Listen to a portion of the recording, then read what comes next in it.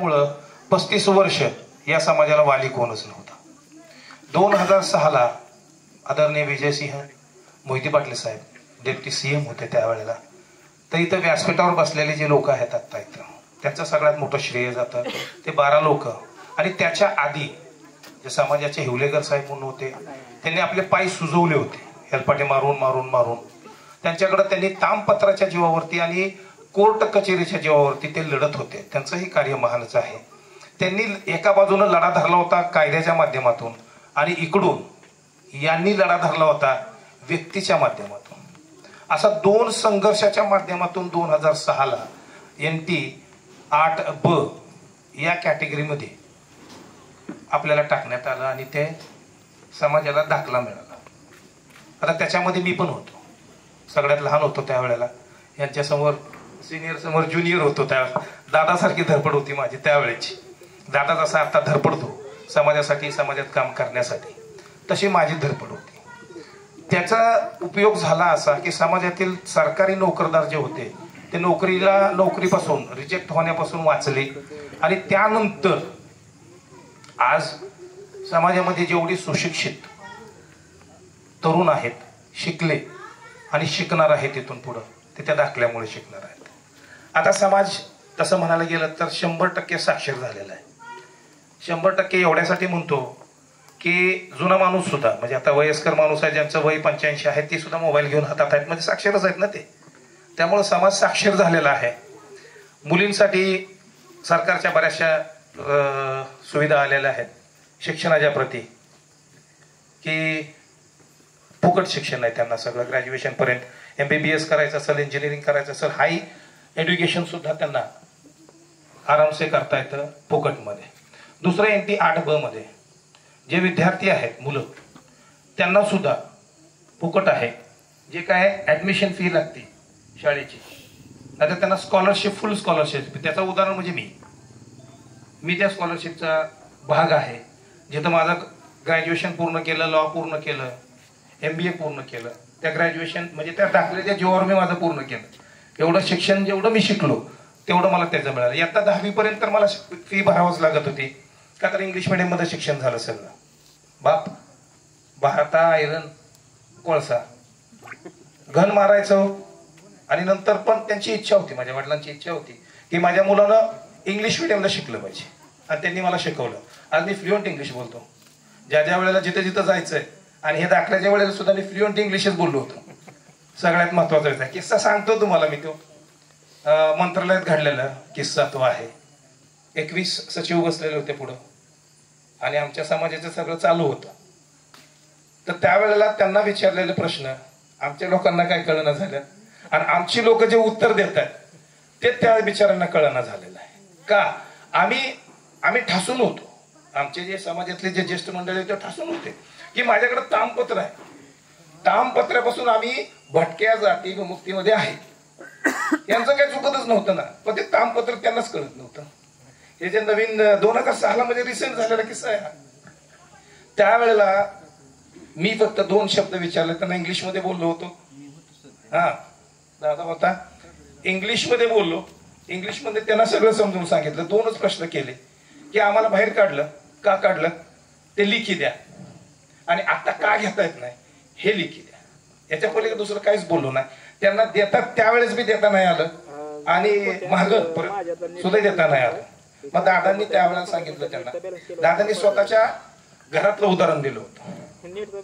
रणजितसिंह मोहिते पाटलांना जर NTचं सर्टिफिकेट मिळतंय, तर रेणुका म्हणजे त्यांची कन्या, तिला का नाही मिळत? या उदाहरणावरती सचिवांपाशी निशब्द झाले सचिव.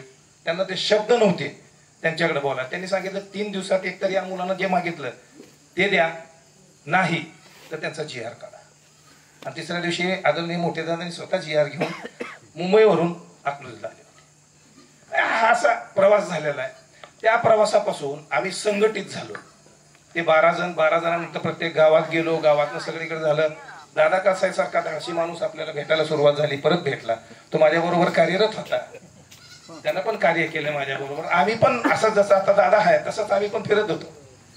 दुसरं असं की समाजाला सांगायचं म्हटलं एकीकरा एकीकरा, जर आपण असं म्हणत गेलो तर नाही होणार. याच्याबद्दल मी कौतुक टेंभुर्णीचं करीन. माझा वाढदिवस साजरा करण्यासाठी मला महेंद्र काळसाहेब त्यांनी बोलवलं. मग त्याला मी जाता जाता फक्त एक आग टाकली. वाढदिवसाचा फेटा बांधणार नाही, पण एक झाड दिलं तर वाढदिवस साजरा करायला येईल. टेंभुर्णीकरांनी माझा सत्कार केला त्यावेळेला तिथे झाड देऊन. मग जाता जाता त्यांना मी एक उदाहरण दिलं होतं की जर आपण असं केलं तर, जे आता महेंद्रनं सांगितलं तुम्हाला बँकेचं ते हे ते जे चर्चा केली आणि त्या लेकरांनी ते पाळलं.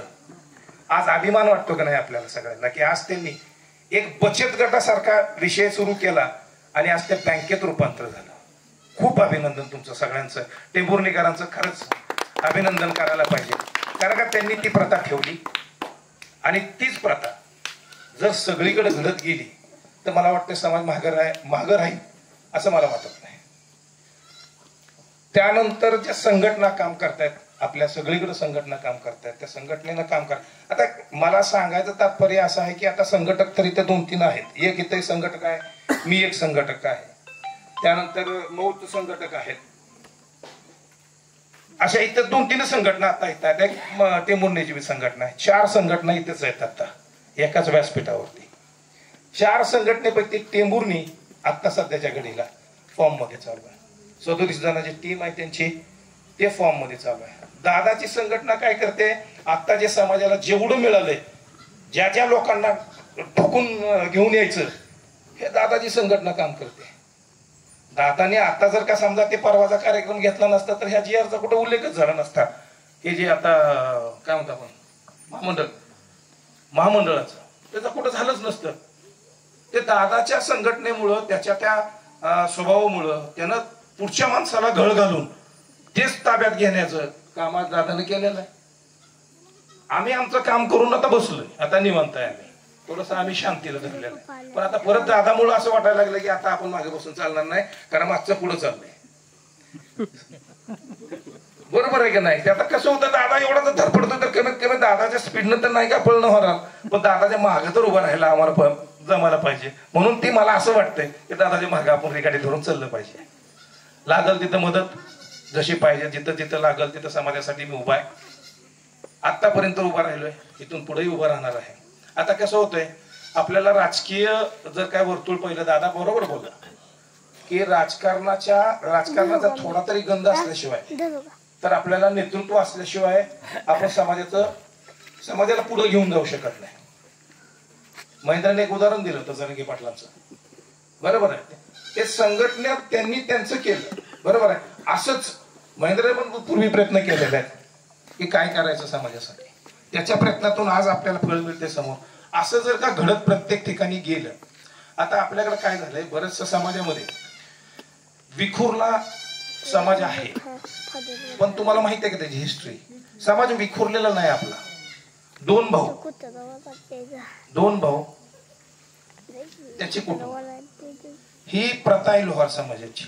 त्याचा इतिहास तसा आहे की लोहार समाजाला एक भाता वाढणारा म्हणजे बाया माणूस असते आपल्या घरात, आणि दुसरा घन मारणारा पाहिजे, म्हणून भावाची जोडी कधी तुटत नाही लोहार समाजामध्ये. ही आपली प्रथा आहे. आणि तीच प्रथा कुठल्याही समाजात, इतर समाजात तुम्ही बघितलं तर शक्यतो भाऊभावात भांडण होतं, पण आमच्यात पण भांडण आहे असं नाही का. तर ते आता नवीन युगात झाले, पण पूर्वी राम लक्ष्मण अशी एक जोडी कायम लागायची. कारण का कसं होतं की जर कुटुंब चालवायचं म्हटलं तर घन मारणारा पाहिजे, आणि घन मारणारा नसेल तर तो माणूस काहीच करू शकत नाही. अतिशय विचित्र प्रकारे आता बऱ्याचशा गोष्टी आपल्या चाललेल्या आहेत समाजामध्ये. आता काय झालंय की मुलाला मुली मिळणार, बरोबर आहे का? मुलाला मुली मिळणार तर तो काम काय करतोय, तर मुलगा मोबाईलवर खेळतोय.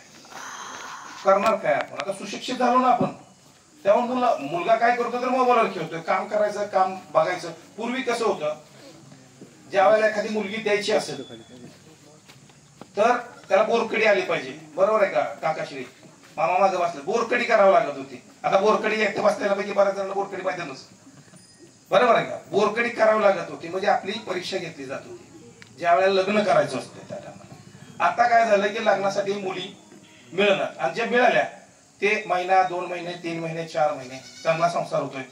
5व्या-6व्या महिन्यानंतर बऱ्यापैकी लग्न मोडखळले यायला लागले. त्याचे कारण शोधायला पाहिजे. जे आता नवीन युवा पिढी काम करते तर युवा पिढीला मी जरूर दादाला तर मी आवर्जून सांगेन की या गोष्टीवरती विचार करणं खूप गरजेचं आहे. का माहितीये का, लग्न नुसतं लग्न नसतं, दोन कुटुंब असतात. दोन कुटुंब एकत्र आलं म्हणजे एक नाही, दोन गावं जुळून येतात. दोन गावं जुळून आले की त्याची तिथली पाहुणी आणि ह्याची हिथली पाहुणी त्याच्या तिथल्या पाहुण्यांबरोबर जुळली जाते ती आणि ह्याच्या इथल्या पाहुण्यांबरोबर जुळली जाते ती, म्हणजे कुटुंब वाढत जाते का कमी होत आहे. तर त्या लग्नाच्या ह्याच्यावरती सुद्धा आपल्याला समाजातील प्रत्येक व्यक्तीनं लग्न जुळवताना सगळ्या गोष्टी क्लिअर केल्या पाहिजेत, सगळ्या गोष्टी बोलल्या पाहिजेत. तर ते लग्न जास्तीत जास्त टिकल कसं याच्याकडे बघितलं पाहिजे. संसाराचा ज्यावेळेस गाडा ओढतो आपण तिथून तर आपली आता निर्मिती आहे ना, आणि जर ती निर्मितीच नाही झाली, डिस्टर्ब झालेला आहे. आता मला सांगा, टेंभुर्णीमध्ये माझ्या यशवंतनगर अकलूजमध्ये इतर टाकळीमध्ये अशी प्रकरणं रेअर आहेत का, कमी येते का जास्त? आता मुली आणायला आपल्याला कुठं जावं लागतं? मुली तर महाराष्ट्रामध्ये येतात. म्हणजे आपल्या हे जे पश्चिम भाग आहे त्यात कसं आहे, 3-4 विभाग पडलेत आपल्याला. घाटावरची पोरगी आपल्याकडे येत नाही, म्हणजे मुंबई पुणे आपलं काय ते पुणे म्हणतोय ते तिकडे चिपळूण सातारा कराड विराड तिकडल्या मुली आपल्याकडे येत नाहीत. खूप कमी एखाद दुसरी मुलगी येते आपल्याकडे. आपल्याकडल्या मुली तिकडे जात नाही किंवा तिकडला मुलगा इकडे येत नाही. हे पण आपल्याला काय करावं लागणार आहे, हे पण आपल्याला जुळवून घेण्यासाठी, हे नातेसंबंध वाढवण्यासाठी आपल्याला या सगळ्या गोष्टी कराव्या लागणार आहे. का माहितीये का, आता लग्नाचं प्रमाण, मुलांचं वय पाहता मी बरेचशी मुलं बघितले ज्यांचं वय सुशिक्षित असून, शिकले सवरलेले असून सुद्धा त्यांच्याकडे येत नाही. तिसरं, त्यांना समाज करायचा असेल, उन्नत करायचं असेल तर आपल्याला स्वावलंबी होणं गरजेचं आहे. स्वतःच्या पायावरती उभं राहणं गरजेचं आहे. आता जेवढे युवा इथं उभे आहेत, आता कळसाहेब साहेब बसलेले तिथं, पहिल्या भरतीत झाले, लकी ड्रॉ आहे बरोबर, बंधू आणि ते बसले. आता माझ्याकडे असे विद्यार्थी आहेत माझ्यापाशी, मी ज्यांना मी शिकवतो बरोबर आहे, 5-5, 6-6 अटेम्प्ट झाले त्यांचे, पण अजून नाही. लिखित उडतंय ते प्रॅक्टिकलला उडतंय बरोबर नव्हे. तर या गोष्टीसाठी आपल्याला समाजाला जे देणं लागतोय ते पहिल्यांदा सुरुवात करायची तर आपल्या घरापासून सुरुवात करायची. आणि आपल्या घरातनं जर सुरुवात झाली तर मला वाटतंय बऱ्यापैकी समाज उन्नत झाल्याशिवाय राहणार नाही. तर महामंडळाबद्दल जर थोडं बोलायचं म्हटलं तर महामंडळासाठी आपल्याला प्रयत्न अजून करावा लागणार आहेत. महामंडळात कसं होतंय माहितीये का, आता मोठे महामंडळ आहेत, मोठ्या महामंडळाच्या अंडरमध्ये आपल्याला आता दिलं गेलंय. यशवंतराव चव्हाण महामंडळाच्या अंडरमध्ये आपल्याला दिलंय. आपल्या बरोबर जवळजवळ 8 का 9 जाती टाकलेल्या आहेत बरोबर ना, 6 जाती. तर त्याच्यासाठी आपल्याला प्रयत्न करायचा. तर दादावर सोपवून टाकतो ते, आता आम्ही काय त्याच्या मागं लागत नाही. दादानंच तेवढं महामंडळ आणलं की समाजाचं कल्याणच झालं. जेवढे वयस्कर व्यक्ती आहेत त्यांना एक विनंती करतो, घरामध्ये ज्या वेळेला आपण वागतोय सवरतोय तर त्यांनी आम्हाला जसं नातवाला प्रेम करतात तसं पोरांवरती प्रेम करावं. कारण का पोरगा आणि सून आजोबांपासून थोडीशी लांब चालत जाते. नातू प्रिय आहे पण आजोबापासून पोरगा आणि सून लांब गेलेला आहे. तर तेही दुरावे आपण जर केले तर आपल्यासारखा समाज नाही. का तुम्हाला सांगतो, आपल्या समाजाची एक खासियत आहे, मुलीं पण वागणार नाही. तो ताटबाण आहे, आणबाण शान, त्याच्यासाठी जगतो आपण आणि तसंच जगायला पाहिजे, तीच आपली शान आहे. तर ते टिकवण्यासाठी प्रत्येकानं फक्त आपला थोडासा स्वतःचाच वाटा म्हणून समाजासाठी काय जसं करायचं, काही पण करा, पण समाजासाठी वेळ काढा. बऱ्या दिवसात 1 तास कमी नाही, पण समाजासाठी वेळ काढा. जिथे जिथे मिळते तिथे तिथे बसा. जेवढे 4 मिळतात 4 बरोबर बसा, विचारांचं मंथन होईल. दुसरं, राजकारण तुम्ही तुमच्या पद्धतीने करा बरोबर ना, राजकारण तुम्ही तुमच्या पद्धतीने करा. फक्त समाजाला कुठं गालबोट लागू नये. एका बरोबर दुसऱ्या बरोबर, दुसऱ्या बरोबर तिसऱ्या बरोबर असं गालबोट जर आपल्याला लागलं तर होणारी पुढची जी काम आहे ते होऊ शकणार नाही. एवढंच बोलतो. संधी दिली, पुरस्कार दिला, त्याच्याबद्दल दादाचं आणि त्याच्या टीमचं मनापासून आभार मानतो. धन्यवाद.